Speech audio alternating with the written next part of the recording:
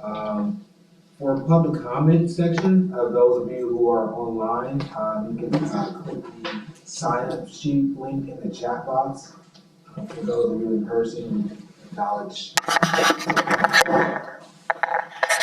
For each comment, we have approximately 3 minutes. The public comment section portion of the meeting will be limited to no more than 1 hour. If more than 20 comments are received, time for a comment will be reduced to 2 minutes. If more than 30 comments are received, time for a comment will be reduced to 1 minute. At this time, I will look for a motion to approve the agenda as presented here, as well as sent to email. So I have Laura, who moved that, and Dr. Dana, are you seconding that? Yeah. Okay. Any discussion?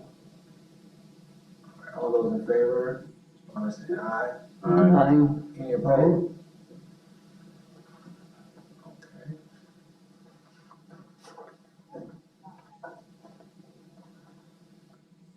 Additionally, we will move to approve the minutes from the March 2023 meeting. Those as well were sent to you via email and are available here in person as well.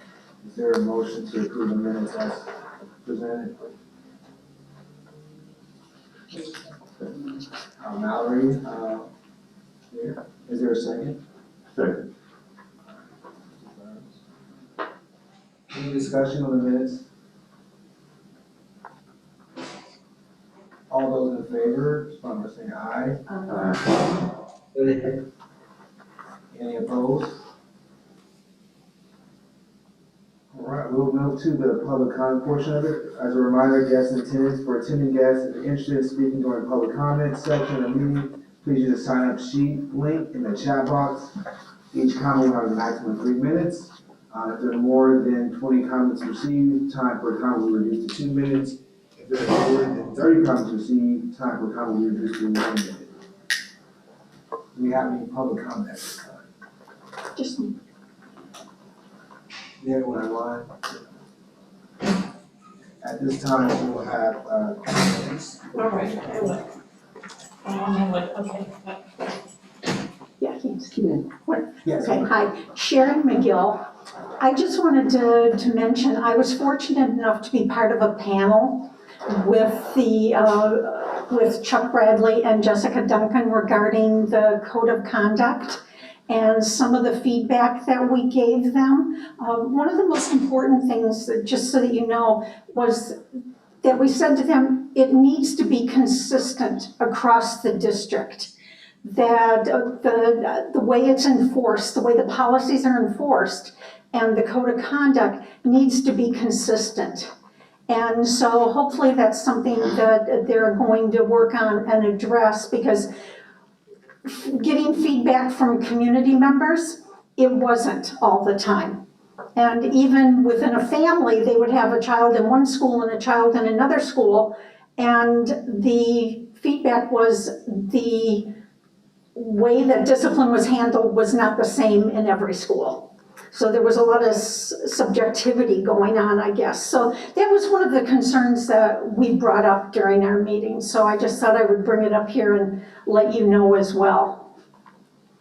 That's it. Thank you. Good comment. Any additional public comment? Seeing none, we will move forward to our agenda item. As we discussed in our previous meeting, the request to receive a legislative update for bills that may impact K-12 as related to diversity, equity, and inclusion. So today we'll have a presentation from our government affairs advisor, Kim Dole and Katie Fleury. I believe they will join us virtually, is that correct? Yes.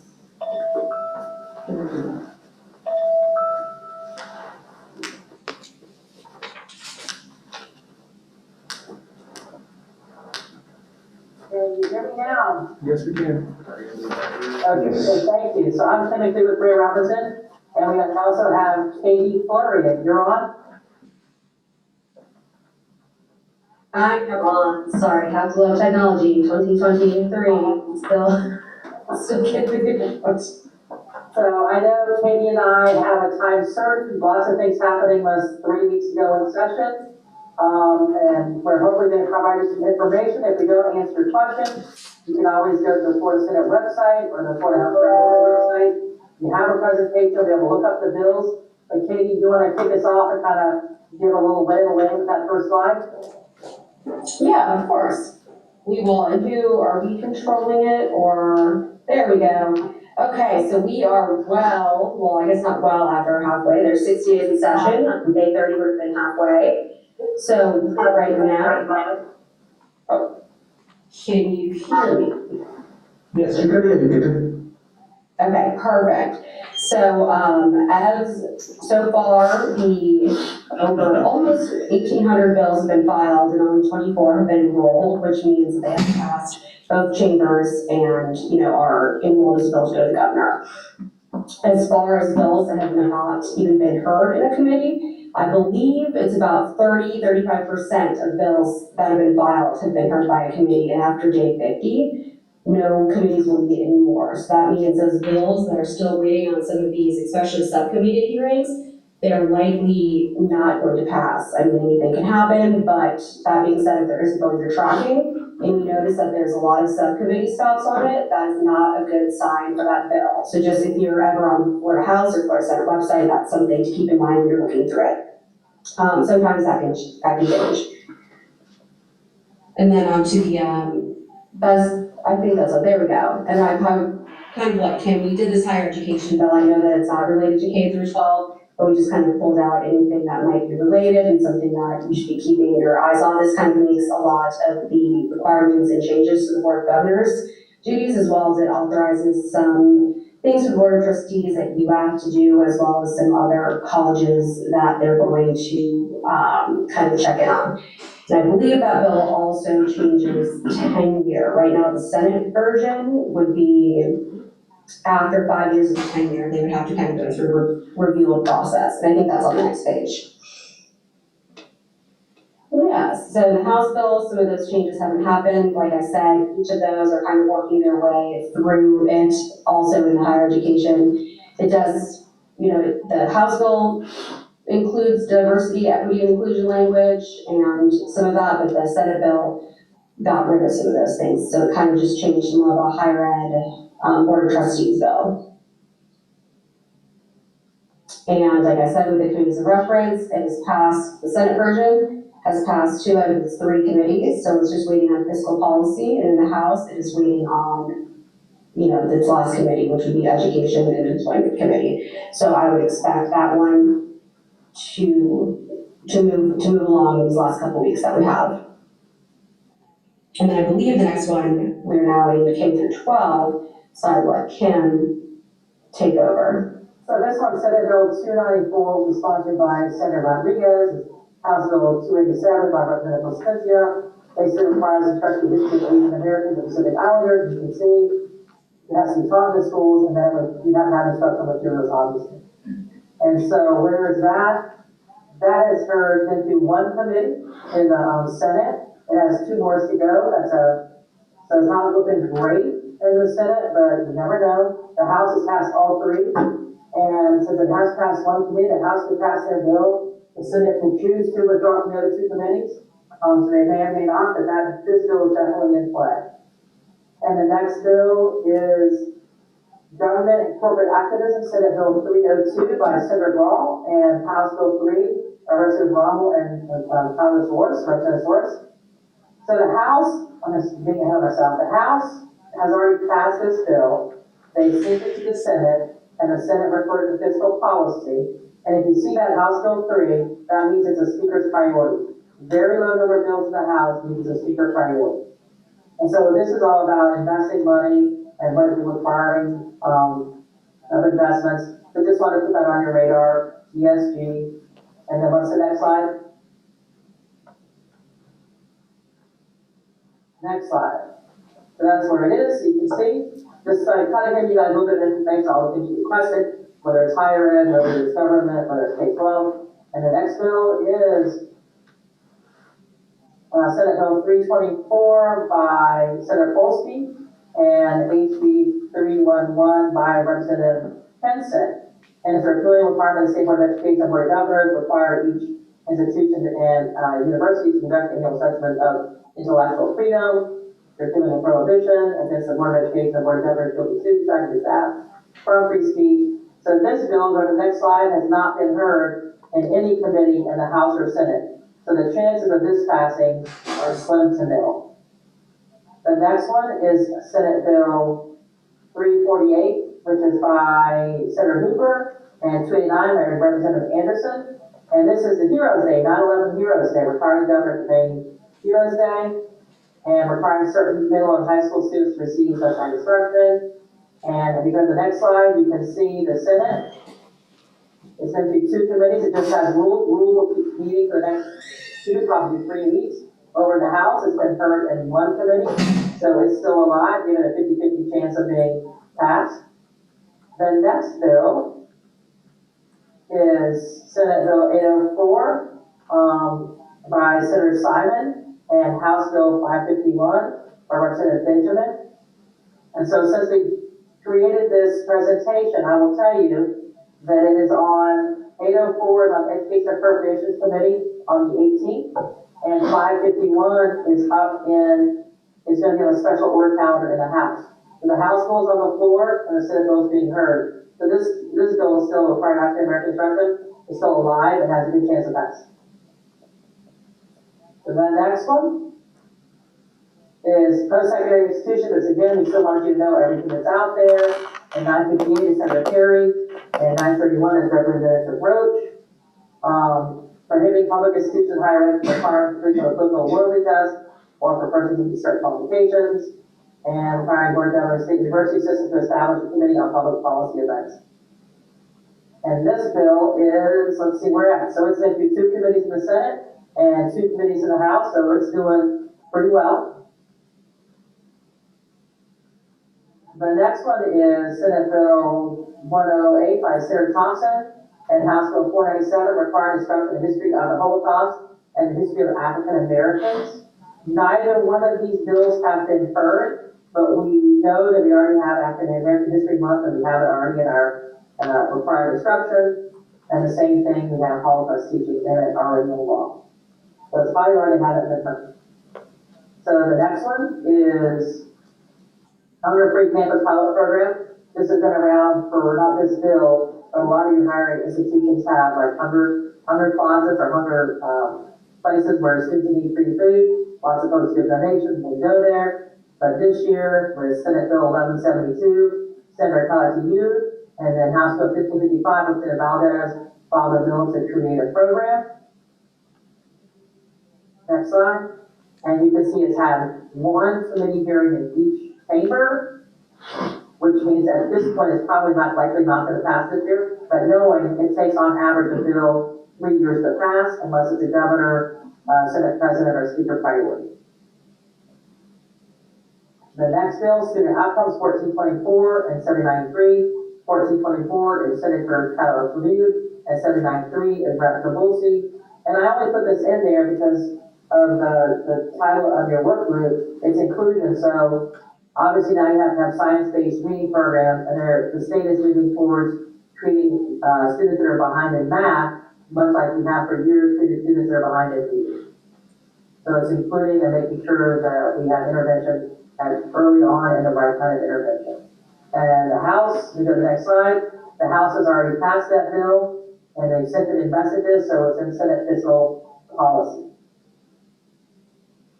The next bill are related, those are all similar. Now, this one is 1069 by Brett Anderson and Brett McLean. It has already passed the House, and then again, the House passes the bill, it goes to the Senate decides what to do with it. The Senate decided to place this one to fiscal policy. And this one is all about sex education. So look up 1069, and it was 1320. It's similar, not the same. The bills we talked about before were all the same. This is similar, but there's different words in these bills. And the next one, Public Pre-K Education Institution and Instructional Requirements, House Bill 1223. And requires specify, this is about what you call students, not requiring somebody to call a student something. And that is 12.3, next slide, 51 committee in the House. So this one doesn't have that one at that time didn't have a similar Senate bill, but also bills at this point in session, if there's a similar bill, they'll add bills on, the bill will come to train. You got 5 bills that are passed through a committee, a bill has to have been approved by a committee to be a train bill. You never know what's gonna go on. Senate Bill 1320 by Senator Yarborough is placed on the calendar, it's on second reading, so it's already on the Senate calendar. So there are 2 different bills with similar topic, so they'll get behind the scenes and try and work it out. The next one is Senate Bill 524, Native Language Assessments in Public Schools. This is by Senator Rodriguez. It has not been heard yet. There's always great debate on whether or not the FSA or the progress monitoring should only be in English. This year, again, I've seen this little file in the past, it's trying to make it in the student's native language. That has not been heard. The next one, House bills that are up in this area, House Bill 51, prohibited discrimination based on hairstyle education. This was by 51, by Representative Leader Driscoll, she's a leader of the House Minority Caucus. It has not been heard yet. So that bill will not pass this year. HB 225, this last of the activities, lots of things going on in there. It's basically FHSAA is the governing body for high school athletics today, but this bill allows for other athletic governing bodies to come into the state and changes who appoints the FHSAA board. And if you're following, you probably know there's been some interesting news articles about the FHSAA. 8003, where are my notes? Recognizes June 2023 as Caribbean Heritage Month. I don't believe, go to the next slide. Black History Month in Florida. We already have an African American history, but not in law, but they practice it. So I don't believe either of those bills have been heard in a committee. What's the next slide? And I think that's it. I know it was a rocket doc, it's just there. As you can tell, there are so many bills dealing with this area. We have 3 more weeks to figure out what is actually going to be passed. But those are the topics and the issues that are going through different committees or not, to kind of give you a lay of the land on the issue. I know that was fast, but I know Katie and I also had a hard stop at 6, so we wanted to go through and make sure you have the document. You can look up the bills. All you do is go to Florida Senate, the little thing, you put in a Senate number. Senate bills end in even numbers, House bills end in odd numbers. So there's an odd number ending bill, go to the Florida House website. There's an even number bill, go to the Senate website. Would it be possible, Yes, Mr. Vinay. would it be possible to get these slides circulated to our group? We're making copies of this. Oh, thank you. You should tell them what the physical, policy is. Yes, can you, provide some more, clarification on, fiscal, The physical policy, That's a committee where a lot of the bills that come over from the House go into the fiscal policy committee. So the fiscal policy committee looks to see if there's a fiscal, if any of the policy, if there's a fiscal impact to the state or not. So they send it to the fiscal policy, and that's where the leadership in the Senate, based on input from senators, decide whether or not that bill comes out of fiscal policy, or if it sits there and never goes to the Senate floor. It's like a mini clearinghouse. Does that make sense? Did I explain it well, Katie? and maybe you can say Yes. the The Senate bills usually will end in 1 of 3 committees, rules, appropriations, or that fiscal policy. But yes, the fiscal policy is just kind of another avenue. And additionally, do you mind, elaborating further on, train bill? I know you mentioned it briefly, but if you can try to elaborate, for clarity there as well. Dr. Rick, would you mind stating that the speaker's back here? Oh, okay. I'm sorry, talking to this computer. If you can please elaborate a little further on the concept of the train bill, you mentioned it just briefly during the presentation, but if you could elaborate just a little further. Yeah, so what people normally don't, pay attention to is the title of the bill. So if there's a broad title like an act related to education, and my bill's heard in one committee that's not moving, I can actually take that bill as an amendment and put on another bill if it aligns with the title. Other bill titles could be like graduation requirements. Well, you can't put these things that aren't related to graduation requirements on there. So there are some limits, but however, normally, agency bills, the transportation bill, there's lots of, train bills, it's like, oh my God, that bill is making it towards the floor, I haven't gotten my bills from other committees. You can withdraw them through the committees, and have their own path to the floor, or you can kind of amend it on. So there's different rules in each chamber as far as the train, and you will see normally a transportation train bill, an education train bill, or two or three, and definitely an environment train bill, and other bills, so you have to watch everything. You just don't know how all this is gonna shake out. Unless those that have not been heard in committee, they're not going anywhere. Katie, do you wanna add based on your experience? Yes, I mean, there are rules against that if it was heard in one committee. But, sorry, again, I'm echoing, but for the most part, yes, they will become, especially healthcare, like an act relating to education. That means any bill that's not gonna go anywhere, you can add an amendment to it. So it gets very interesting. And germane has nothing to do with what's in the actual bill, only what's in the title. That's just something to keep in mind too as you're reading some of these. Mr. Chairman, Yes, Dr. D'Antonio. Recognize, can I speak? Yes, Dr. D'Antonio.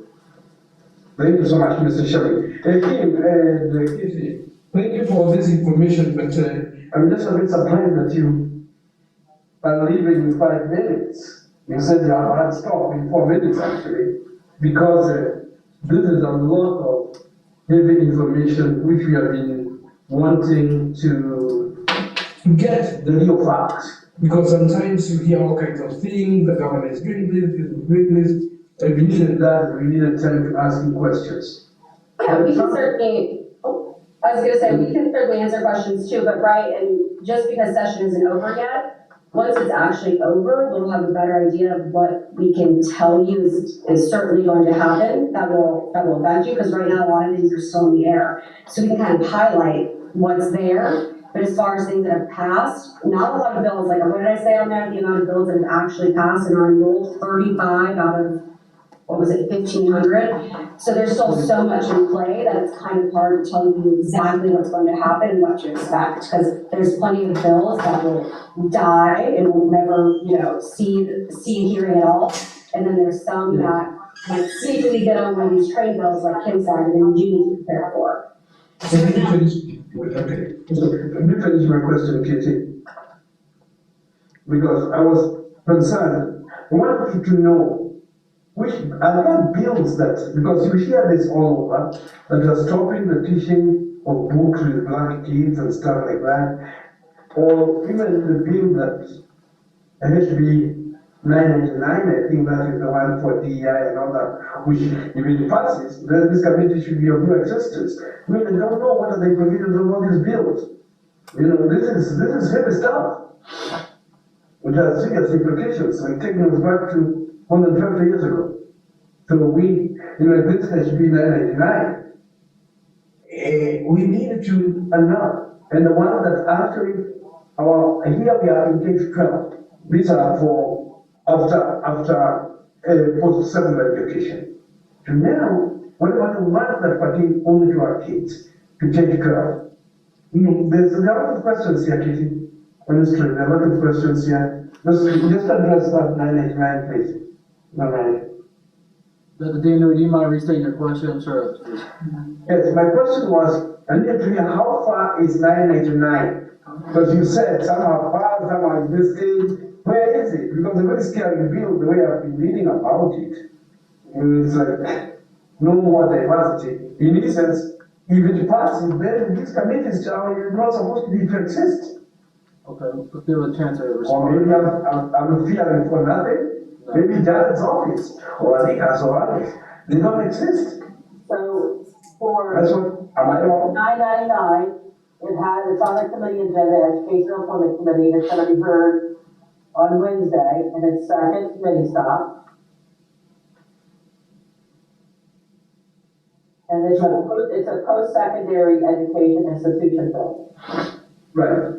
And we're a school district, but I'm not sure 999 impacts school districts at this point. But what Katie was trying to say is, there's 3 weeks of session left, and everything's kind of moving.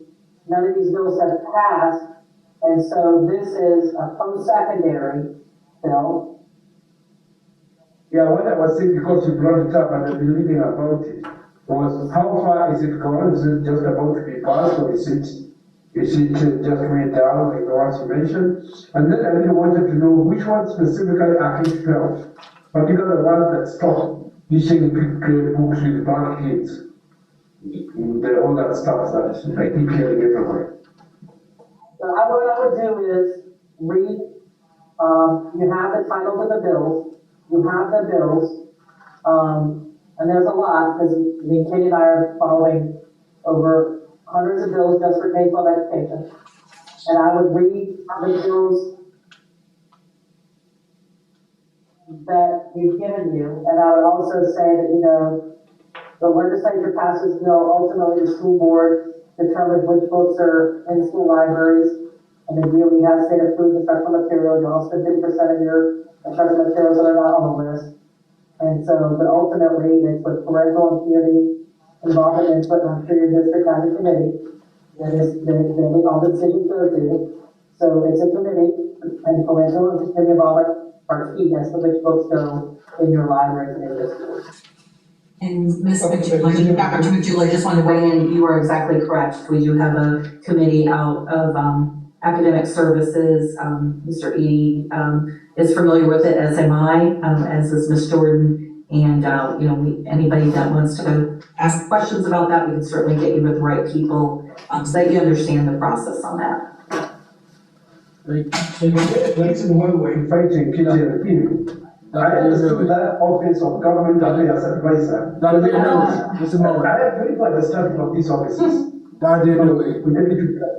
Yes, Dr. this is Dr. Blakely.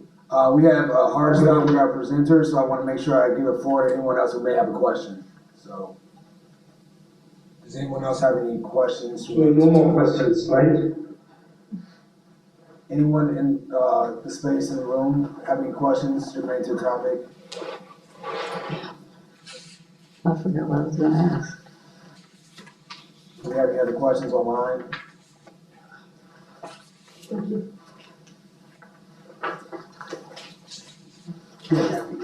So I just want to clarify, Dr. Dewey, can you hear me? Okay, well, Dr. Collin knows how to get in touch with, myself and Katie, if you have questions. And we're gonna roll, because we also have, in addition to all the bills, we have a huge budget, and they're gonna start a budget. They're behind the scenes working on the budget, we're trying to bring home additional funds to your school district, we're working hard. Especially since you were impacted by the hurricane. So we're working hard with Dr. Collin and the school board, the school board members have been fantastic in Tallahassee doing the hard work, so has to be, Dr. Collin has been a huge asset, and your board chair has been amazing. So we're gonna go keep doing the work, we work on midnight, because you can't get to everyone during the day. So we're gonna go and keep working your issues. It was nice to meet you today, I hope the slideshow was helpful to see everything out there, and it should give you enough information if you wanna do some additional research. Yeah. Thank you for your time. Thank you for the work that you're doing. Thank you, all right. Thank you. Thank you.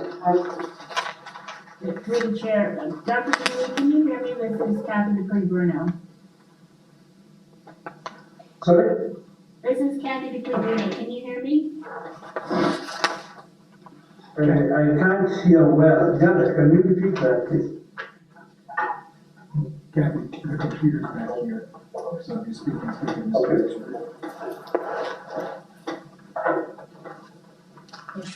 Can you hear me now? Is that better? Yes, please. Okay, so this is Kathy Dupree Bruno. I just want to make sure that I clarify something. There is no law that says that we cannot have books about African Americans or African American history in the library. That does not exist. What exists is a bill that was passed last year, HB 1467, that discusses the process and how the school district can purchase library books. And there is a very specific process, and we have a curriculum advisory committee that is in the midst of refining that process and discussing that process. So if you would like to learn more about that process, those are the individuals that you can talk to about that. We also have state board rule as well as HB 7, which discusses certain concepts that cannot be taught. And that doesn't mean that you can't have books about Black history that celebrates Black history. So I want to make sure that it's very clear, because that is something that's a rumor out there in the community, but that does not exist. And Lee County School District has not removed any books relating to Black history or anything along those lines. So I just wanted to make sure that is clear. Hello? And Captain, I appreciate that clarification. Mr. Chairman, Yes, sir. I don't know whether, I know Mr. Kibo is here, but can I speak or no? Yeah, comment too. Can we, hold the comment regarding the legislative session bill, or just open comments? We'll keep that for good order. Where it's related to what she just said, which is not true according to teachers. Okay. I'm talking to teachers who tell me specific books have been taken out. Books written by, Clemente, books about Hank Aaron, books written by Maya Angelou, books written by Alice Walker, and a book in that library that was called The Old Africa. Those books have been taken off the shelf. So And if you take the books off the shelf, you claim it, DeSantis, if the book mentions racism, racism is alive and well in America and always has been. So, if I may, Yes. Chairman, so I'm specifically talking about the Lee County School District. I cannot discuss and have, sufficient knowledge to discuss what other school districts have done and what their processes and procedures are. I do know that in the news, there has been discussion about other school districts doing things, but I am only referencing the Lee County School District. Well, so is he. That's what we're talking about. Do we have a- County Middle School has those Mr. books Campbell, removed. just a moment. Is there a process, if you're aware of things being able to make a comment? So, Mr. Chairman, I would make a recommendation that perhaps we have some individuals from the curriculum advisory or academic services, school development, to come in and do a presentation so that we can explain a little bit better in terms of what is actually happening in the Lee County School District. If there are teachers that feel that they have been requested or directed to remove books, they need to make sure that central office knows that, because that is not what Lee County School District is doing at this time. Because the teacher was fired because she actually posted that she removed the books from her classroom. She said nothing derogatory and she lost her job. That was not in Lee And that was County. in Lee County. That was not in Lee County School District. Okay. There has not been Well, any I think incident. what, Mr. Kibo, what can they say is important that, let's have, we limited this meeting. This is a very important meeting. And actually, Mr. Chairman, I'm going to express myself clearly. This was Item number 5. we were lucky we did not have many people in the public speaking. And you're telling me For item number 5, you can exhaust it within less than 30 minutes? This meeting starts at 5:30. I'm not insulted. I'm serious. This is serious business. We have made He's talking about And them. people They had to expect leave us at 6.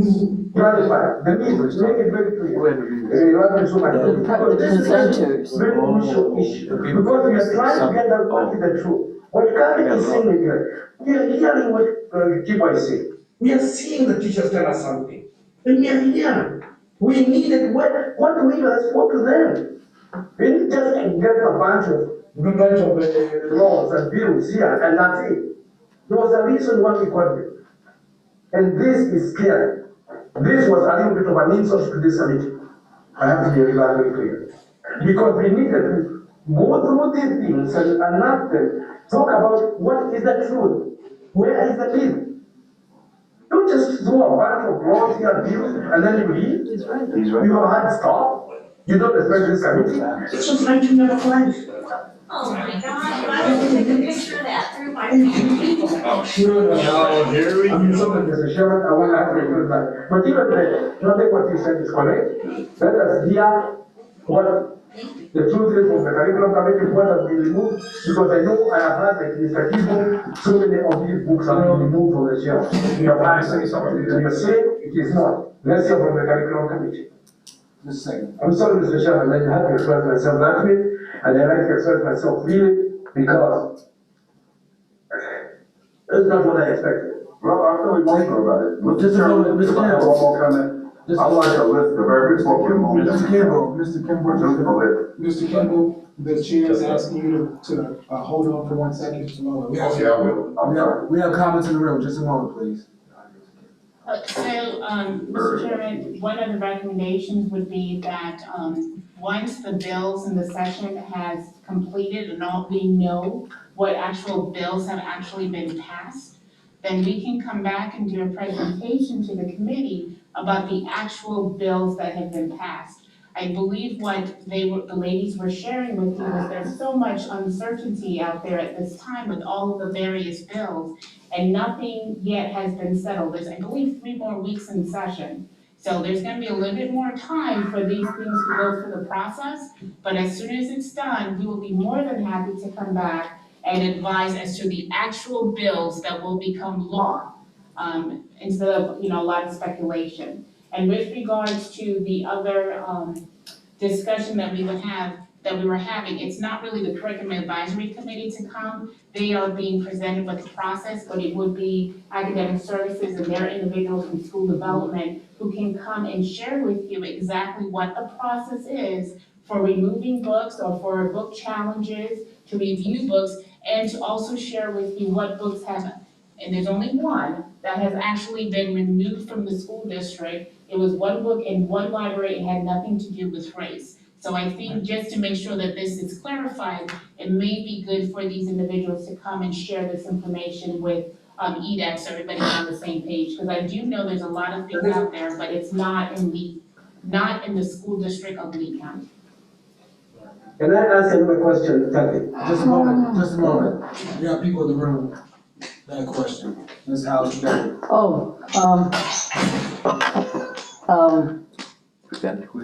It wasn't a question, it was, first of all, the young ladies that had their presentation, I don't think that they were, so much, I don't wanna say wasting their time or not giving up their time. They gave their time, and it's just like anybody else, the people that are employed here.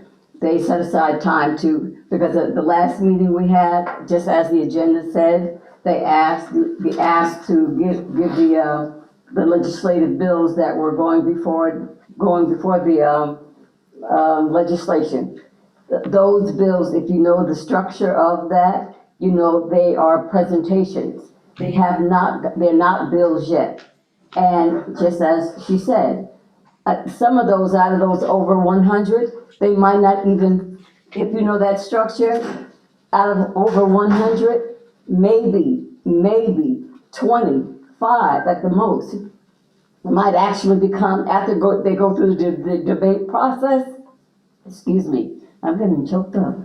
After they go through the debate process, they might not even make it to the floor. And if they do, they're not gonna go in that format that they're in right now. So you're arguing over right now, or you're debating right now over something that might not totally happen. So some of you have to wait to see what's gonna happen.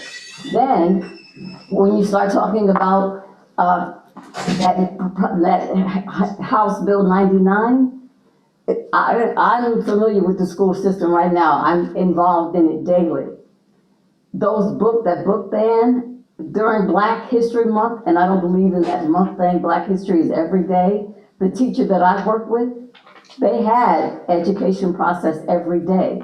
They learned about their history, and the teacher is not black. I'll just leave it like that. There is no book ban, and those children learned that history. And she didn't get fired.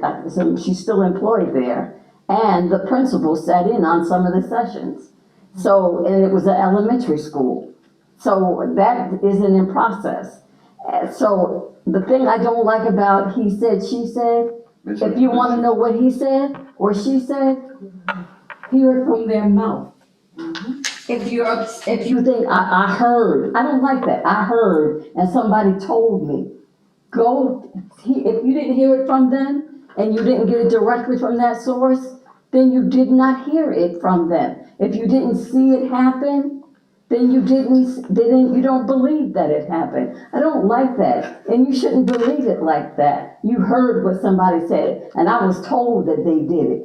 If you didn't get it directly from that source, then you don't know that it actually happened. So that's just rumor control right there. And then you spread that rumor even further. That's even worse. It might sound good, but you just spreading, you make it even worse when you continue to spread that rumor. If you want to know exactly what's going on in that, as far as book bans and those types of things, bring those people in here. Like I said, I know they have a board that selects books in the school board system. Bring them in here and give them your input as far as the books that you want in the library. Ask them make the recommendations. Just like they have this board here for recommendations, they have a board for that too. That's enough for me. You're preaching. No, I'm not going to, because right is right. Well, yeah, so, one of the things I didn't hear them mention that I wanted to know about was the AP African American class. What was the issue behind that? I think at the last meeting, and I heard everything you said, but at the last meeting, we wanted to get some of the facts. Now, I think there's been very public pronouncements about certain things, and it's not rumor, it's pronouncements. Now, I'd like to find out more about these bills, but the pronouncements are, attacking, in my opinion, transgender, LGBTQ rights. It's an upfront attack. And also there's this, again, this is just my opinion, an attack against any theories based on, any theories that make others feel like they have oppressed minority groups in the past. These are things that have been said by legislatures that are being proposed. So that's what we talked about at the last meeting, and we said, let's get some of the facts and see what's being proposed, see what's out there, so that we as a committee can make a comment about those things. Because, nobody's gonna tell me that, with all due respect, ma'am, nobody's gonna tell me that those things aren't being said by very high-level people, including the governor, that these things should be happening. Now, what I wanted to hear was, get the facts out there, see what's actually been proposed, so we can comment on it. And I don't think we quite got there at all today. And, a little bit, some of the stuff, but I was expecting a different kind of discussion, but those are my comments. I just wanted to share real quick, Just a moment, Dr. Dewey. they do have, and I understand where they're coming from because I've been up there with them, but they are looking at approximately, there's 1,800 bills filed right now, so they're looking at every single one of those.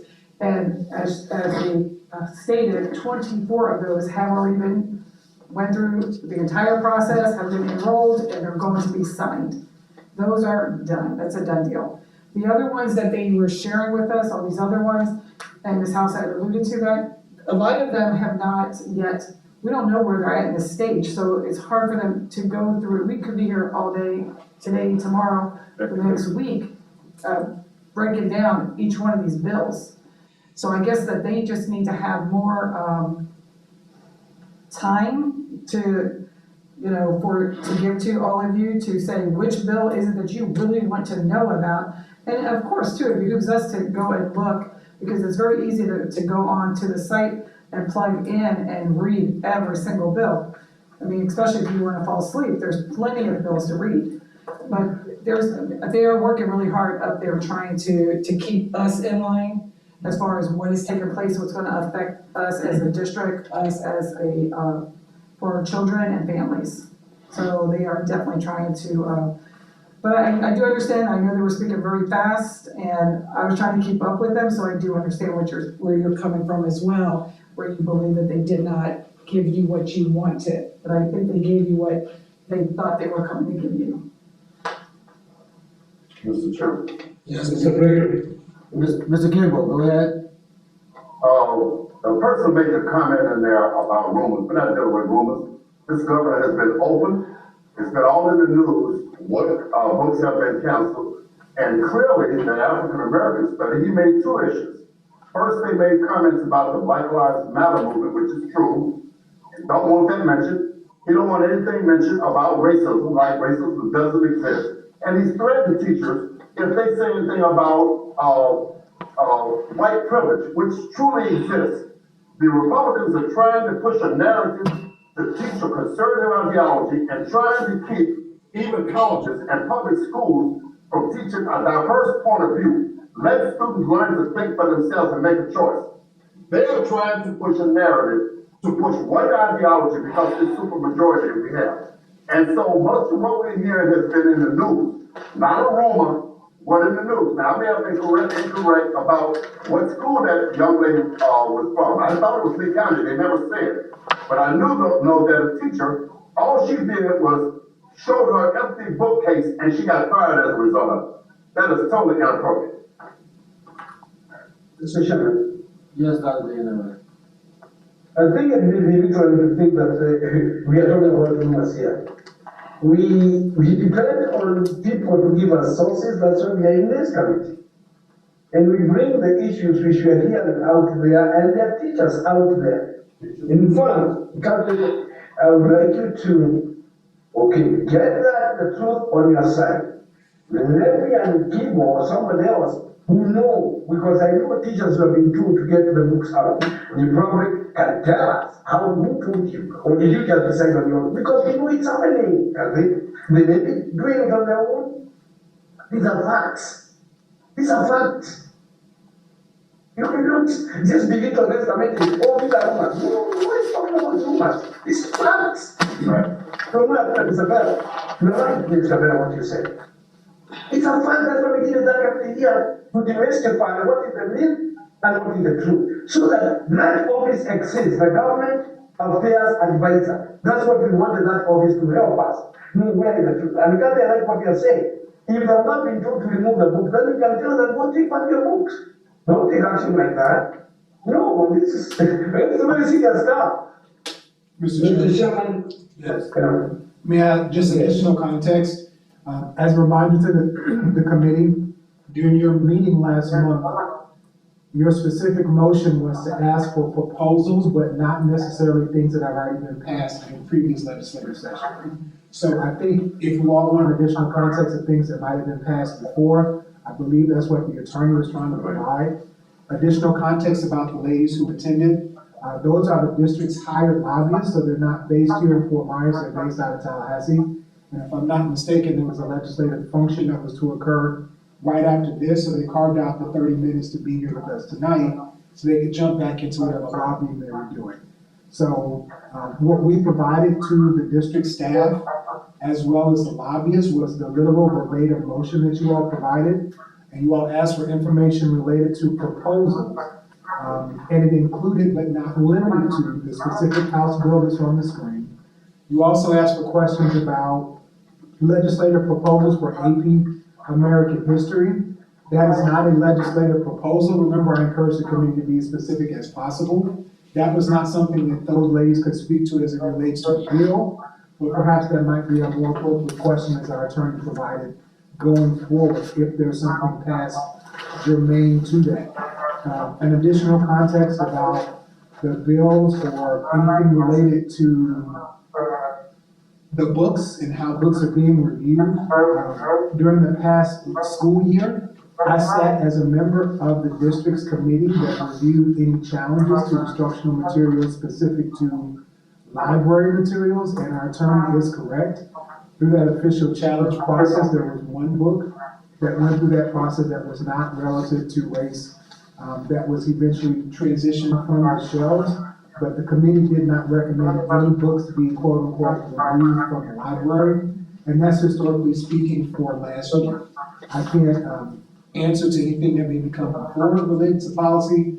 I can only answer to what we did as a district last year as it relates to books. What we can do to move forward the conversation, to re-emphasize something that's provided by the attorney. The Curriculum Advisory Committee, I believe, is meeting next week to discuss any recommendations that they're having as it relates to the process. We will send out the information for those committee members who may be interested in viewing or listening to the meeting. If I'm not mistaken, it is also virtual, so you can hear what's going on live in real time at their meeting next week. So our corresponding secretary will send that information for the upcoming Curriculum Advisory Committee, where they will be discussing any processes related to official challenges to library material based on the bills that were passed into law last year. Thank you, Kevin. Any additional comments regarding the legislative session bill report? One more. I noticed here, the word inclusion. That word inclusion not only means inclusion of different ethnic groups, but that word is a common word used in the ESC and talking about children with disabilities and making sure that they are treated like other kids. And in fact, this is why we have the class, I've been teaching a while, so I forget what we call it, where the classes come together and ESC kids are in a regular class. When I started Riverdale, we had the ESC kids all on one wing treated as different. I had one of the kids to tell me, I hate being in ESC. They made me feel bad. I told the kid that he should represent because he's God's special child and sent here to teach by God's special teacher. It's part of inclusion, to make that kid feel that he has the same potential. Even at Riverdale, when I came there, they were telling the kids on special diploma they couldn't go to college. I told the kids that's a lie. You can go to college, vote rehab, or pay for it. You have to get a GED, and colleges with open door policies have to remediate you. I just counseled one of those kids yesterday, 21 years old. He's graduated, was in Royal Palm all his life. Very smart, probably shouldn't have been there after I evaluated the young man. And I'm going further to try to help him get in college. But some of these terms that the scientists have added to the list that should be included have other motives other than the fact that they are negative to education. It is negative to remove words like diversity, equity, and inclusion. Thank you, Mr. Kimball, for that. I do know that House Bill 999 specifically was in committee this past week, and they did drop that language, and that language is no longer in House Bill 999. I guess what the actual comment is stating is that it's been dropped from that Senate bill. Yeah. So when you say drop, Mr. Chairman, you mean that diversity, equity, inclusion still remain? It's no longer. It's not. Any other comments or questions that we may or may not be able to answer? And just for context for the committee members, those online, those in person, Dr. Denise Carlin is still with us, though our hired lobbyist had to go back to work in Tallahassee. The district's director, Chief of Governmental Relations and Communications is still on the line. So if there's anything specific relative to the legislative agenda, I would like to note the lobbyist had to leave the meeting, but the district's Chief of Government Relations and Communications is still in the Zoom session, as well as our district's Chief Legal Counsel and Board Attorney General. Thank you. That's fine. It's nice to have Denise with us, and Denise, just always nice to see you. So we know we express our feelings, but we do hope we'll get move the needle a little bit. Nice to see you as well. Thank you for having me this evening. You're most welcome. It's a pleasure. Yes. All right. Is there anything you'd like to add on that? Please start the meeting because you are a person. Thank you, as you are here.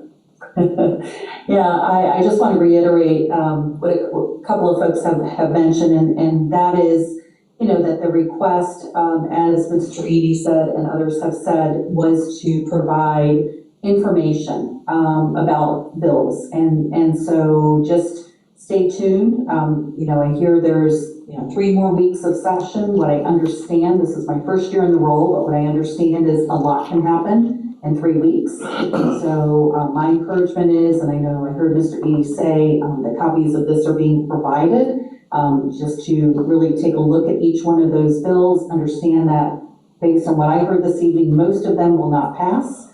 Some of them have not even been heard in committee, which means that they are likely not to pass. They're most definitely not likely to pass. And what I heard also from Dr. McDougall was that many of these take up to 3 years if they are new.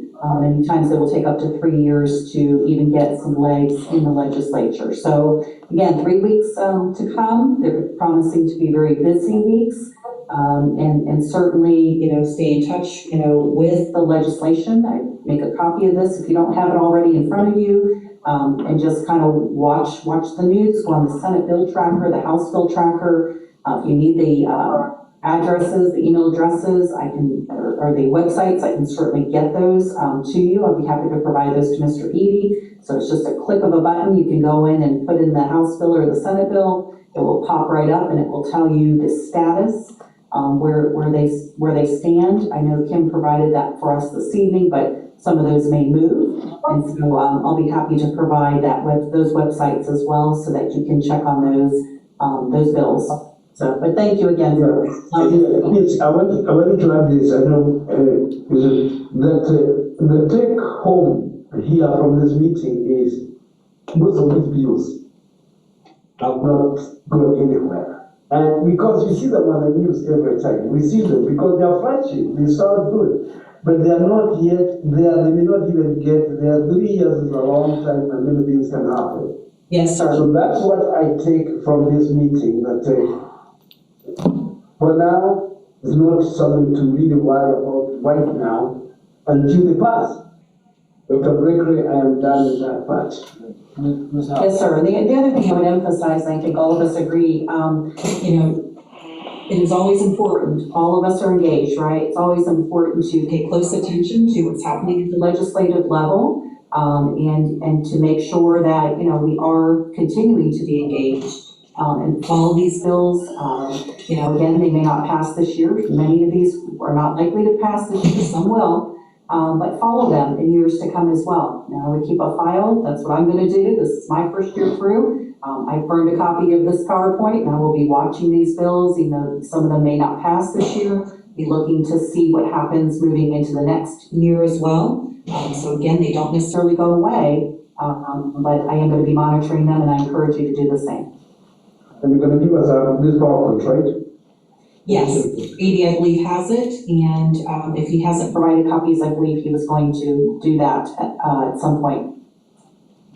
Yes, that is correct. I'm running the Zoom and the PowerPoint, so if I were to stop it now to send it via email, it would not be able to, but to Mr. Bell and Mr. Kimball, Dr. Bienvenidos, I can see on my screen. We will email it to everyone, but the members in person do have copies of the printed version of the presentation. Thank you. You're welcome. I really don't want to take up too much more time, and she pretty much just said what I was going to say. It's most of this, it's really Moxnick. I mean, muddy water. Pay attention, follow it along. It's really something you're interested in. A lot of it's not going to pass, like I said, like the young lady said in the presentation. It's already over 100 of them. Pay attention to the ones that you're really interested in. And that's pretty much it. If you know how legislative session works, if you follow it along, and those that you're really interested in, and sir, if you look at it, if the bill doesn't pass the first time, what they'll, like she told you in the presentation, what they'll try to do is amend it and let it piggyback off of something else. And a lot of this is what your governor, your present governor wants. And if you make sure people vote and let somebody else come into office and give his vote, get your vote in there. That's the reason you get people to vote. So you can change some of those things that are sitting right there in that there. Okay, that's all I'm gonna say. Thank you for that. We'll move forward with the next topic. One last comment. You know, one thing we could do as a committee is, and I would want it to be properly worded, but we can issue a resolution condemning any bill, any proposed legislation, any policy, any law that infringes in any way on the rights of others, and that does not support equity, diversity, and inclusion. I would want that to be properly worded, but, you know, we're an advisory committee, but we can issue a comment. We can issue a comment as a committee saying that we as a committee, as an advisory committee, condemn any policy, any law, any bill, anything that infringes upon the rights of others to be free and equal, and infringes on equity, diversity, and inclusion. I mean, is that something that this committee could do? I think our responsibility, I have our board. Is that Mr. Bidek? Dr. Dino, just a moment, please. Okay. One of the things that's important for us is that we are an advisory committee that provides recommendations to the school board. So I think our reach, we have to be really mindful of how we're trying to extend our reach there. The legislative session will conclude on May 5th. We do have a meeting scheduled on May 8th where we have our May recommendations. We make it to the school board. That may be an opportunity for us to hone in on some of the discussion we like to make based on what has actually been moved forward in the legislative session. But you said it perfectly. So just remember what the purpose of this committee is, and that your real function is to advise the board on various topics related to this committee. So so you do have to, I'm not even gonna change the words that you said, Dr. Blakely. So come May 8th, I think you said was next meeting. At that point, we can share what the new laws are, what really is in effect, and really, you can digest that information, and then if you have a recommendation to the school board, then you can make a recommendation to the board. Okay, yeah, our recommendation could be to oppose, that we advise the school board to oppose any policies that would infringe upon the rights of others. So worded, you know, better worded than that, but we could make a recommendation to the school board of that nature, correct? So what we cannot do is make a recommendation to the school board that it not follow the laws of the state of I Florida. didn't say the laws, I said oppose policies. So I think once the session is over, the laws are there, and then at that time, it would be a good idea to have this discussion to see what the school board's policies will be. But always remember, the school board will abide by the laws of the state of Florida. Well, I'm not asking anyone to not abide by the laws, I'm saying to oppose and resist policies. That's not necessarily, not all policies are laws. Mr. Chairman. Yes, Dr. Dino. That's Mr. Bidek, yeah? Correct. Right. Mr. Bidek, I really support the way you have put that in motion. We don't even need to mention diversity, inclusion, and equity, or the governor, or anybody. All that you are saying is any policy that infringes on the rights of others. If somebody is opposed to that, there's a real problem. That's what you're saying. That one I agree, and I second that. You're not even adding diversity, inclusion, and equity, just infringing on the rights of others. Nobody can oppose that. Yeah, is that? These are some of the laws that should be very straightforward. Infringing in the rights of others. That's what. Thank you, Mr. Bidek. I love that statement. That becomes a very well, and I second it. There's not an official motion on the floor to second, but I thank you for your comments. We're gonna move forward to our update from our board liaison. board member, was not able to attend, however, board member Jordan was kind enough to come join us in our, revenue discussion tonight, so I'll give her the floor to the discussion. What it is about the motion you come back with? Putting a formal motion, just to reemphasize, Dr. Dewey, the chairman stated, Mr. Bedeck was offering comments, not to speak for the committee. The chairman stated that there was no official motion, so that did not require a second, but he thanked you for the comments that you provided in response to comments offered by Mr. Bedeck. In view of that, I would like it to be in a motion, but let's move on, and then before we finish, I would like to put it in a motion. Whether it succeeds or fails, I would like it in a motion form. So. Thank you. Well, good evening, and I really appreciate being here this evening. I as well have been following all the bills that pertain to, everything K-12. So it's an ongoing, event for me. But I wanted to say thank you, Ms. Morgan could not be here this evening, but she did ask me, she said an apologies to you all about that she could not be here, and wanted me to share that we have a resolution regarding the Guardian program, and we would love for you all to read that and give your opinion. We are creating a policy for the program, but that was something that, she had asked, was sent out. I'm sure Mr. Edie was sent out, okay. So it was sent out to you all, and if you would not mind to look that over, and if you do have comment, we would want to hear that, because I never came here. It just, I don't know how it was missed. So it did not come to this committee, but I know it was sent to you, so we really want to hear what your comments are regarding that as we go forward with, the policy making of it, which is the Guardian program. And if those emails could go back to Miss Mary Rita, who sent your emails out, that would be great, and then she will make sure that Miss Morgan has, your comments, and that way it stays nice and clean. And thank you for you being here and participating. Appreciate that. Thank you. Thank you. And yes, that email was disseminated, with a link to the discussion page, so you should all receive that. Any questions for, Mr. Jordan?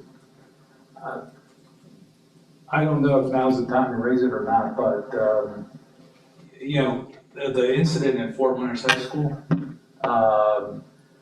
you know, I know what I've read that was reported in the news.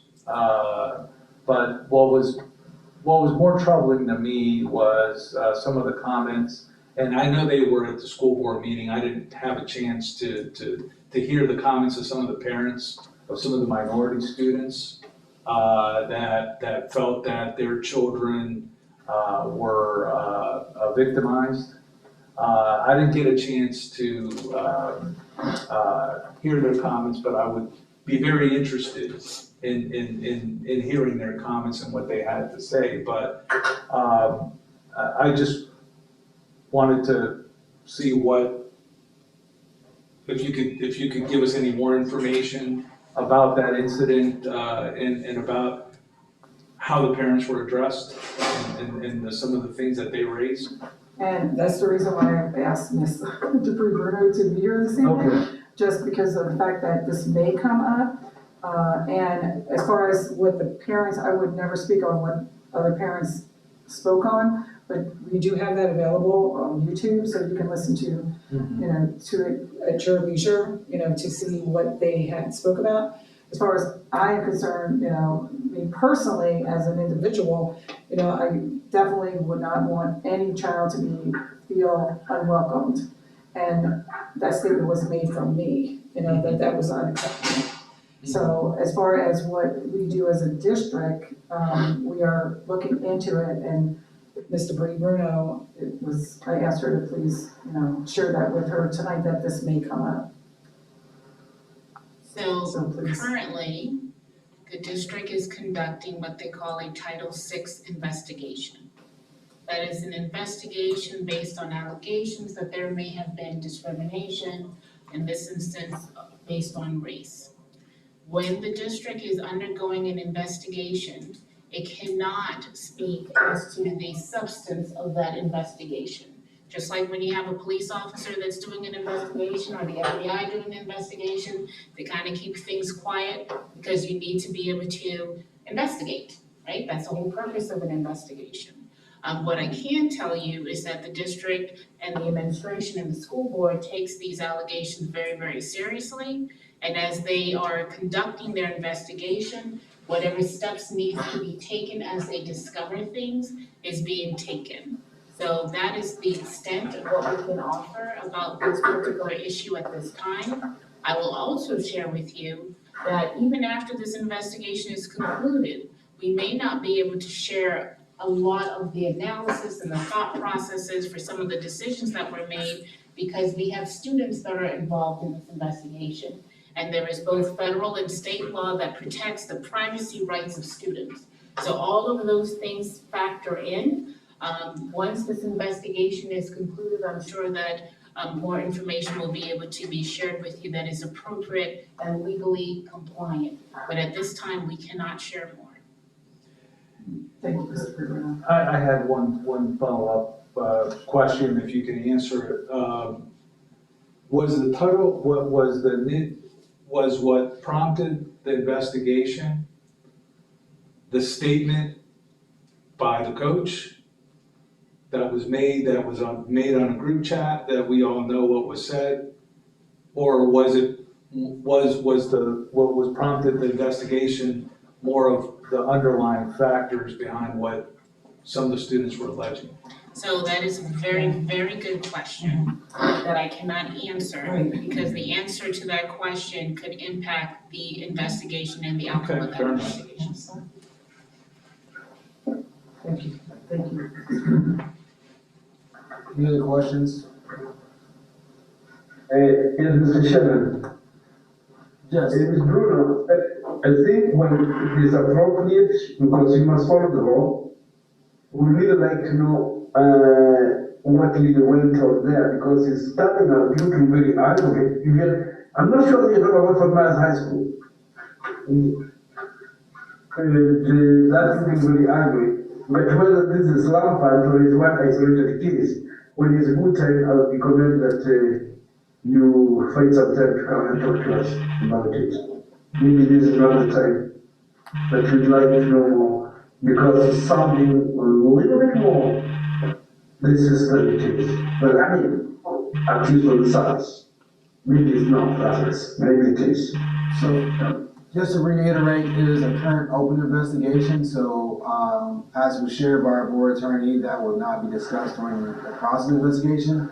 And once the investigation is concluded, there will be limited information that may be provided, to protect the individuals in the investigation as relates to students and maybe impacted parties. Mr. Kimball had something. Yes, Mr. Kimball.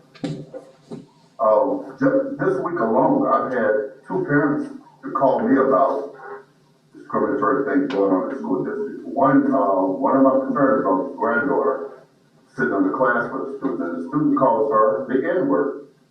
When the parent addresses it, the principal says because there was no witness, she couldn't do nothing about it. That was terrible. No conflict resolution, anything. So he called me and Jerry Ware both about what to do. I suggested that he call Brother Eden. And then I told him, if you don't get an adjustment there from the superintendent, I'll go with it. Then I met a Latin parent yesterday. Well, they were from Cuba. They're talking about discrimination of their kids. They just started talking to me yesterday. I haven't got more information, but I'm going to direct them to Brother Edie and to the school district. Now, Jerry Ware told him to call somebody else. The person that this one brother called, he said they did not return the phone call. And I told him they have to at least address you. So he may, I don't know whether his brother called you, but about the daughter, I told him to call you. And the Cuban family I talked to yesterday, they've got an issue, and I suggested they call you also.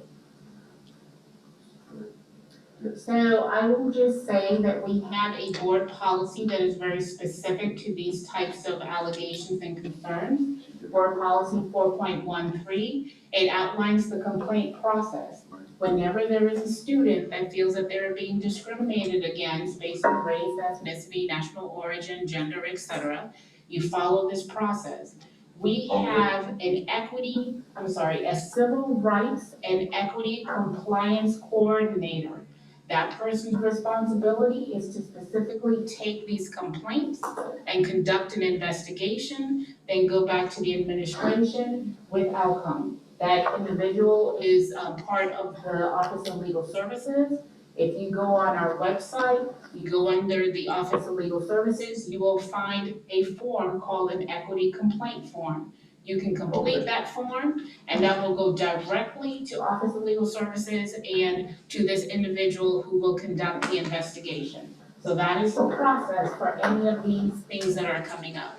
Now, I will tell you, what I can always guarantee, I say this to my board, I say this to the administration, we will guarantee a fair and equitable and a investigation that is founded under due process to make sure that it is done fairly, accurately, without interference from anyone. We cannot and will not guarantee the outcome. Where the truth lies, that's where it lies, and that's where we will stand. And because there was a direct reference, Mr. Kimball, I will share that, without being specific to a really circumstantial situation, whenever I receive any questions or comments, to reemphasize what Kathy just shared, I'm always apt to share with any member of the community or public the proper process as I understand the issue, so they can get whatever due diligence is necessary. So I won't answer your question directly, but I will say for anyone who's ever contacted me, we make sure, and there's one thing that our attorney also mentioned, but more specifics to it. Mr. Chuck Bradley, who appeared before the community meeting last month, he's also working with student-based equity. So if there's something related to bullying, 504, in addition to Ms. Clara Diaz, there's a proper form and process to go through that. Also, Mr. Dwayne Brozina is the district's parent contact liaison. So if anything's related to questions for parents or having additional conversation with administration, my advice will be started with Mr. Brozina to establish a paper trail to find out where the issue may be in the pipeline, and then deciding if it's an issue that would go to Mr. Bradley or Ms. Diaz, or a combination of both. But understanding, to emphasize something provided by Mr. Pre Bruno, Ms. Diaz, and I'm sure anyone related to the current investigation are also working through some of those issues at the immediately previous mentioned high school. So, answering your question, Mr. Kimball, but not going into much detail, that is the trajectory of whenever I receive a call. I try to make sure I walk folks through the proper step and give information and help them be liaison through whatever district process there may be. Thank you, Jared. Ms. Krueger, can I just add one thing too? A lot of times, and you just mentioned all the right steps for people to follow to do that, because a lot of times what happens is, they will come to the board meeting and they will speak on a child, which of course, we would not want them to speak on a child. So for us, it's much better to make sure that they go through the process so we have an opportunity to address each and every one that may come through to us. But because when it does come through there, now you have, the whole audience hearing about this, and now they're gonna be talking about it to somebody else, saying that this took place without us even having the opportunity to find out what exactly is taking place. Thank you, Jared, for clarifying. Mr. Chuck Bradley handles a lot of the students, Ms. Diaz handles a lot of the employees, but they work hand in hand together a lot of times, so thank you for pointing that out. And it's important notation, if I may, Mr. Chairman, just kind of taking the committee back to a lot of its work, back when Ms. Jordan was liaison, and I believe Dr. Dianuit, if your folks were still part of the committee.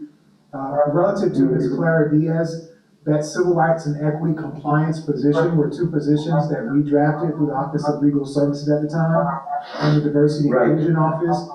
One position was the position that Ms. Coble currently occupies, the coach, and the second position was the coordinator to ensure that any civil rights, equity-related complaints receive the level of legal sufficiency through the legal department of legal services.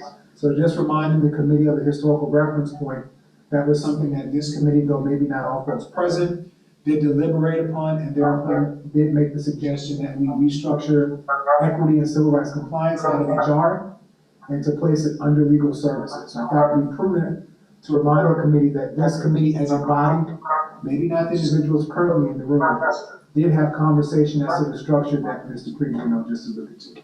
Thank you, sir. Jared, let me ask you a question. Thank you. Do they have, Mr. Chairman, I have a comment. Just one, you got someone in the room. Just one second. Dr. Dianui, the chairman, had one additional question in the room. don't we still have equity coordinators in every school? Yes, sir. Each school has an equity coordinator, and those are individuals who receive any complaints related to some of the things that were mentioned earlier. The equity coordinators then work with Mr. Bradley and Ms. Diaz to facilitate whatever investigation kind of goes in. The process of complaints received at the district level was modeled to mirror a lot of the processes connected to OCR.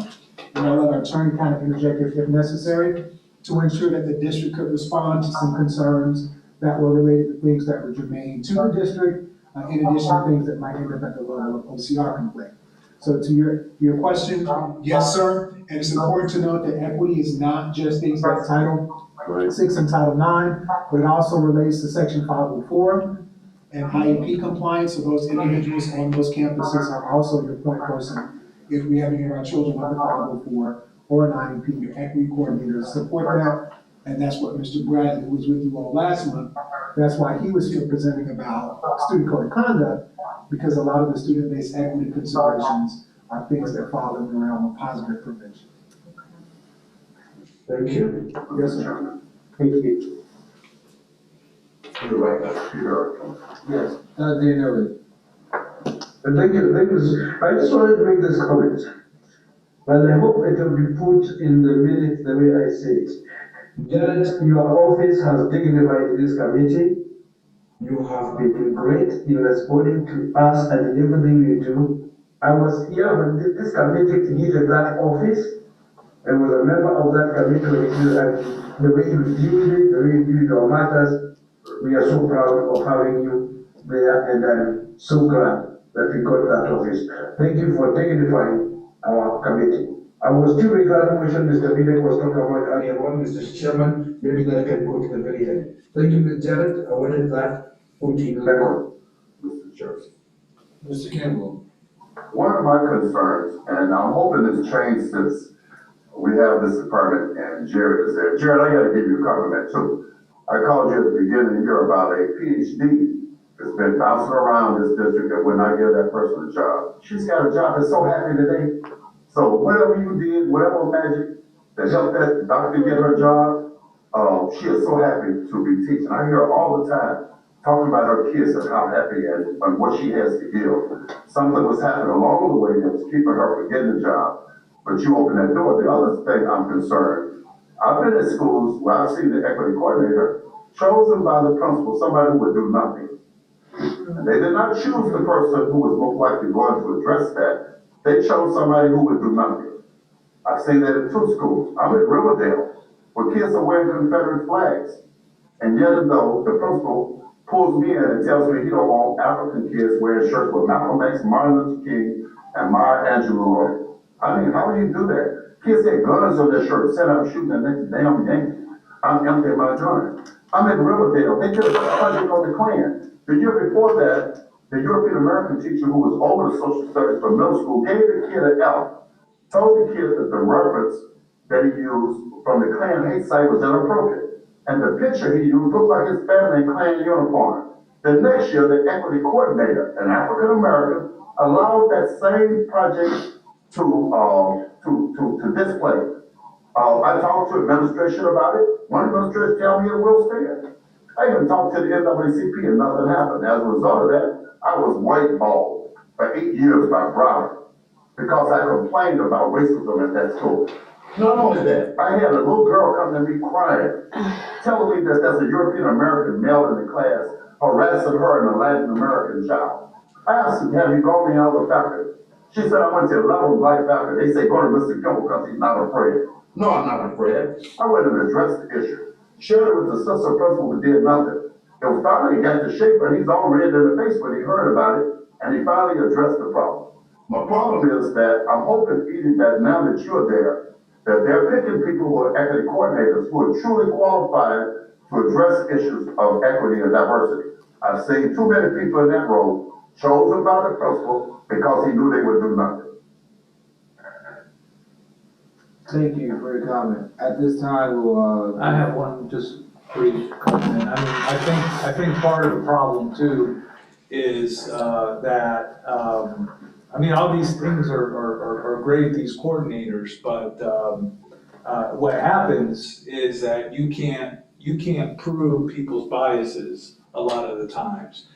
Because people are treated, kids are treated differently, especially male minorities are treated differently and more harshly. Now, when you get to trying to prove it, it's easy for somebody to be able to defend, well, so-and-so did this, but we can't combat people's biases, and they exist.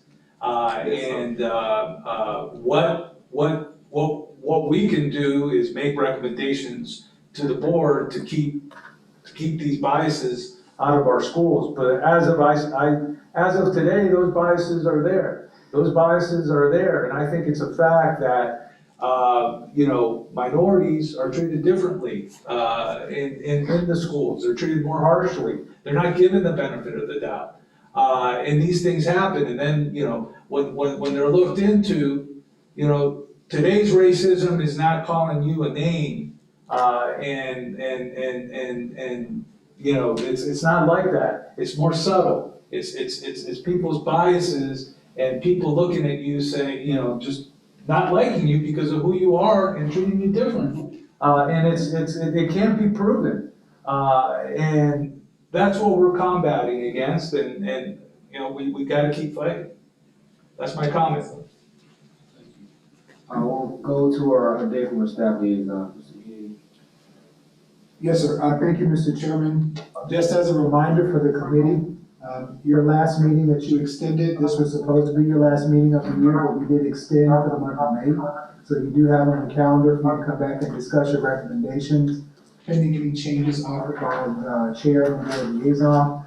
To the comments I heard earlier, it might be a healthy exercise at the beginning of the year for the committee to consider, not making a suggestion, but just hearing the discussion so far. Any bills that have passed over the course of this year that were signed, as well as any implications of bills that were passed in the immediate past legislative session, that might be a helpful context. I know that our legal team has done some work of just understanding what those bills are and the implications as it relates to Mr. Dudek's point about policy and things that are permissible in conversation. To an additional point, your equity coordinators, when the Office of Positive Prevention, along the same time when diversity and inclusion came along, Mr. Chuck Bradley has created a robust training calendar for the equity coordinators to not completely replace, to the question that we had earlier. It is still the principal's discretion to award those supplements, but what Mr. Bradley does now is to ensure that training takes place. I remember 2 years ago, in fact, we walked the equity coordinators through the discussion about the meaning of the non-discrimination policy to ensure that those individuals understood what those keywords meant and the implications of ethnicity, race, and the things that were included in there.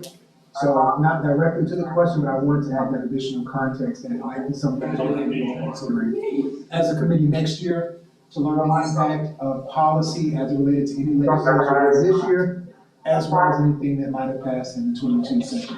I'm looking around the corner. Our attorney, do you have any context about that, or where I'm going with this, if anything, they want to do next year? I think that's an excellent suggestion.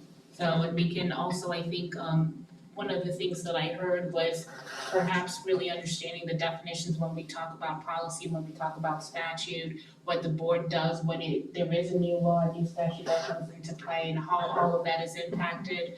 I think that's an excellent idea, specifically as the board is also going through a process of actually updating and revising its policies and going to a new way of maintaining its policies, so we can discuss that as well. So absolutely, excellent idea. So just for the committee's consideration, perhaps when our attorney comes in for the first meeting of the year, traditionally in September, that in addition to providing an update about Robert's Rules of Order and Parliamentary Procedure, there might be an opportunity as an onboarding experience for the committee of the year for your consideration to also go into any pending legislation and policy briefs that are important for the committee's work to understand how it's germane to the discussion for the 23-24 school year. For whatever person may be elected as your chairperson, and those who return will make a mental note to bring that up for that discussion point without any objection from the start of the next school year.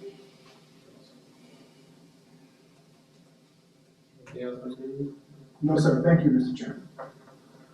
All right, at this time, we will open the floor for, anything good of the order.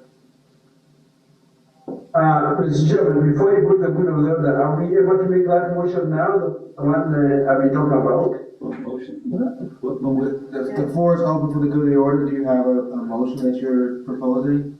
Question? Yes, I like the words Mr. Bidek mentioned, because he did not even mention diversity, equity, and inclusion.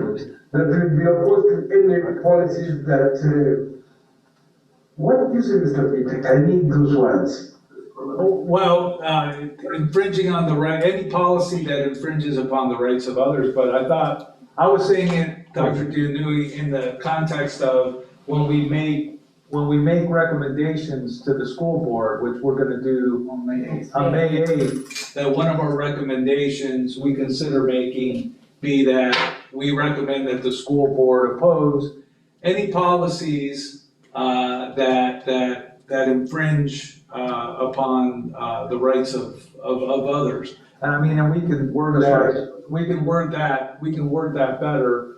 Obviously, you know, we're not telling the school board to oppose anything that's the law, but any policies that infringe upon the rights of others. So that would be, I think, next. Correct. I don't think anybody will be opposed to that, Mr. Bidek. I think that's a fair motion for this country, and this is why we exist. To protect the rights of every single individual. In fact, where every child is treated equitably. But let's just stick to what you said. I'm making it as a motion. I don't know whether you want to make a motion or you want to support it, but I'd like it to be in writing as a motion. Dr. Dianui, as discussed in here, our May 8th is the time we're scheduled to discuss our recommendations to the board. Would you be amenable to holding that conversation in May that allow us time to actually provide definition, because we're making statements related to policy, and giving the correct definition that relates to policy, statute, and law. So we're making a motion to oppose policy. We may be infringing on the board's rights to fulfill that recommendation. Mr. Chairman, we got it wrong. We are just recommending committee. We just recommend that we are opposed to anybody that is infringing on the rights of others. And the thing that we'll deal with in May will be what we did in October, November, January, February. Yes, you look at them. So this is the one recommendation for this meeting. I believe, Mr. Chairman, you are not opposed to me making a motion. If I move. I'm not opposed to you making a motion. Can you restate the motion, please? The question? Dr. Dianui, the chairman is asking for you to please restate your motion. That this committee is opposed to any move, any policy that infringes on the rights of some people. I think we'll get better wording there. But you don't even talk about diversity or inclusion or equity. We just say infringing on the rights. I like the way Mr. Bidek put it. That's it. There's also a point of order, Mr. Chairman. Mr. Campbell. Peter, the only problem I have with that is too vague, and I'm gonna tell you why it's vague. The census makes an argument that teaching from a social cultural perspective, mentioning the word racism, mentioning white privilege, any of those terms, infringes on the rights of European Americans. That's the argument that he's raised. Oh, yeah, I get your point. When you look at it like that, Mr. Kimball, maybe you have a point there. You want us to be more specific, or do you want us to leave it for the next meeting? Between now and May, the idea that we have, that we ought to be thinking about the wording, and so that in May, when we make a recommendation, that we clarify the wording of what we're saying. Because Mr. Chairman, overgeneralized. Right.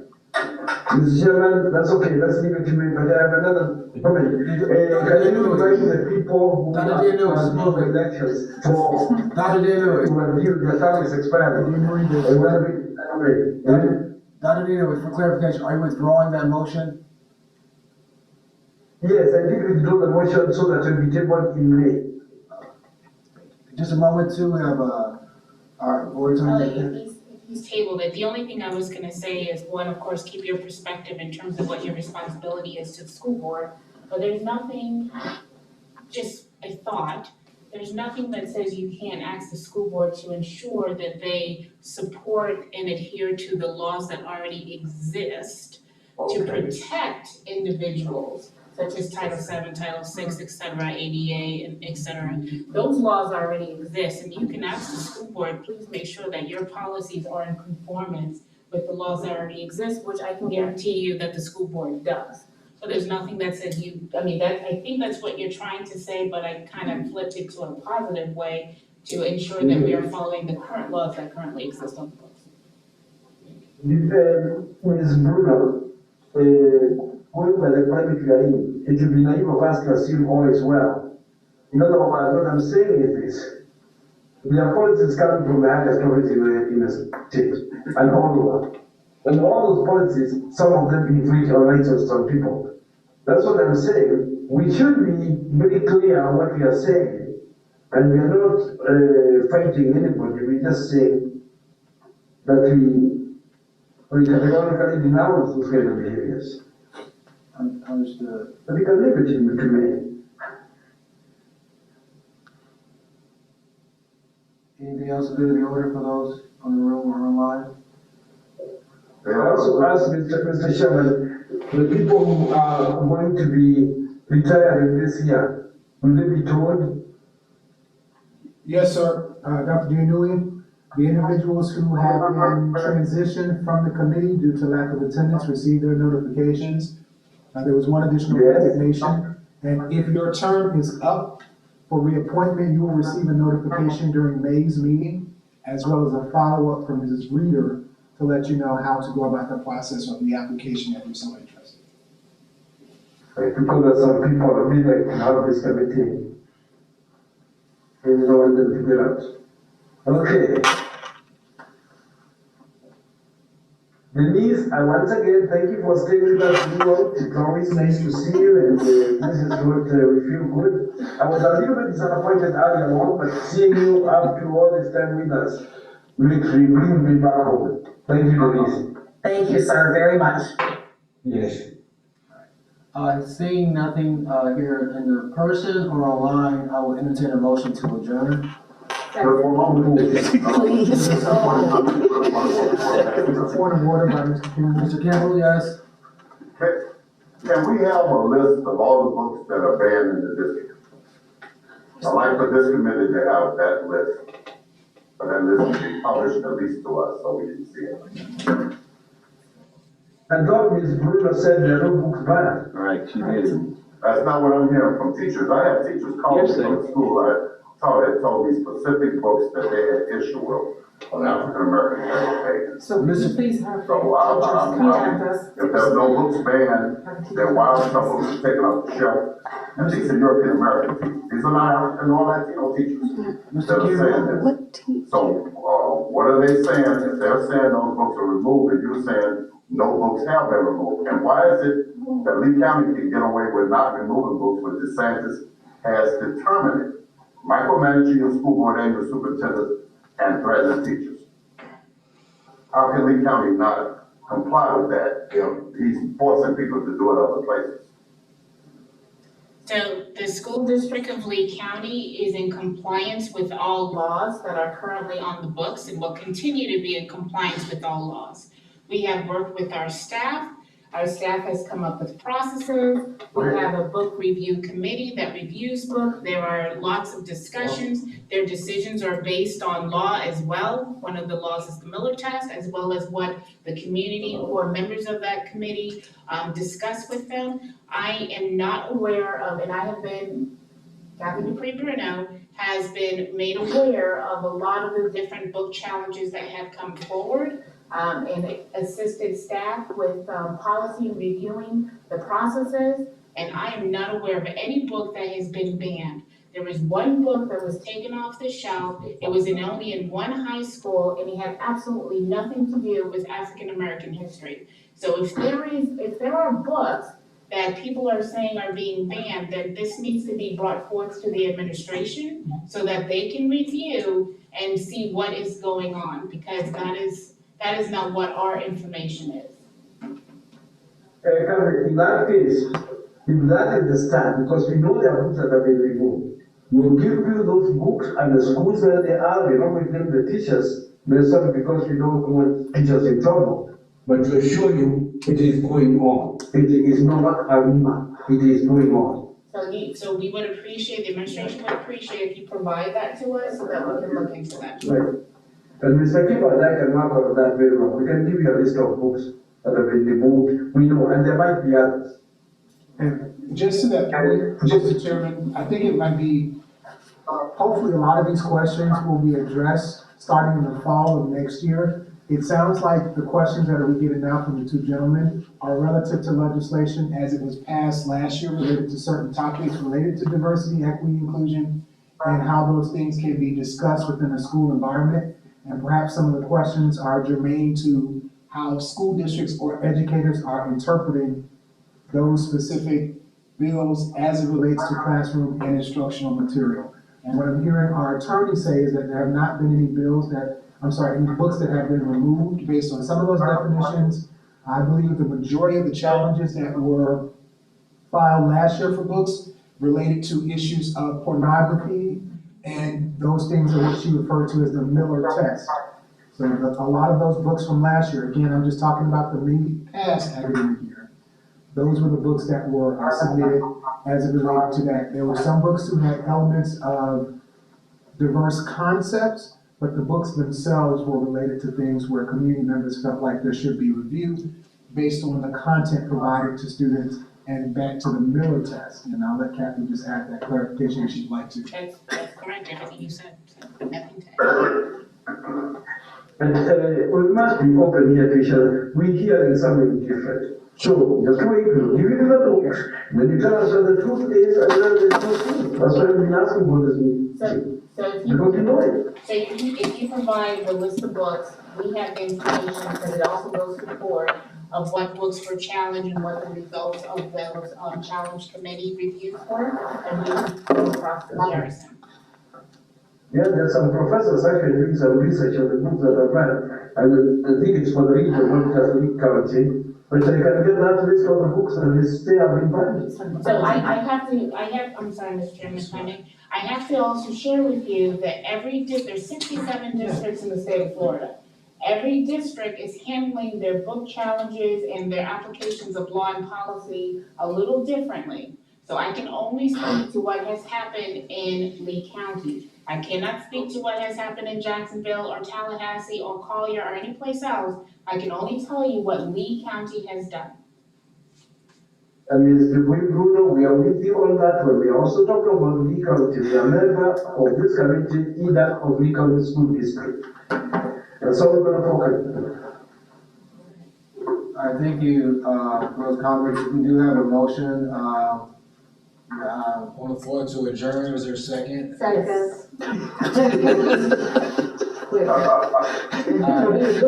No discussion, we do have a May 8th, meeting, so just a reminder that, please check your emails, that it'll be the date that we'll have committee recommendation activity. So the conversation that was had today, if you will bring that language that you would like to discuss at the time, we'll do that. So all those in favor to adjourn? So I say aye. Aye. So no opposition, motion to adjourn pass at 7:18, we're adjourned. All right. Thank you. Thank you. Send you a text, Dr. Read it.